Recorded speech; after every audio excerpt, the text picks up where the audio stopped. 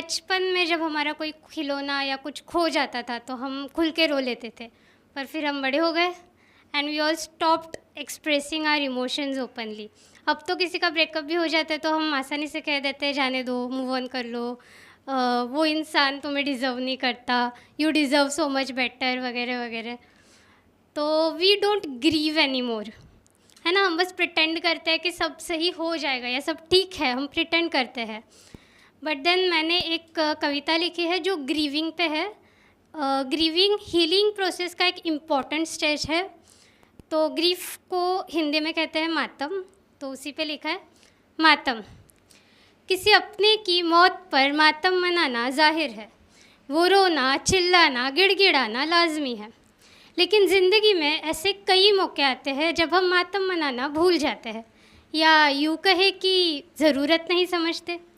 किसी रिश्ते के टूट जाने पर, ख़त्म होने पर, रिश्ते की मौत पर मातम मनाना काफ़ी अहम है।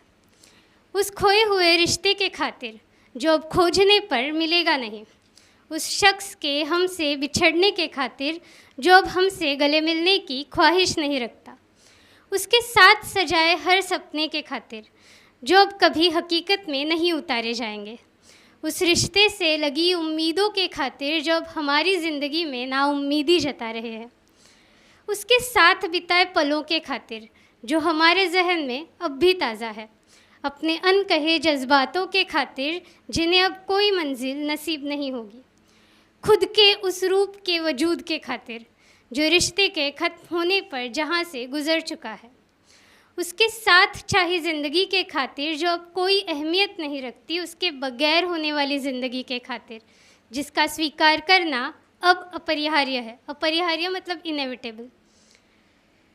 अपने टूटे दिल के बिखरे टुकड़ों के खातिर जिन्हें अब समेटना, जोड़ना, संवारना अनिवार्य है।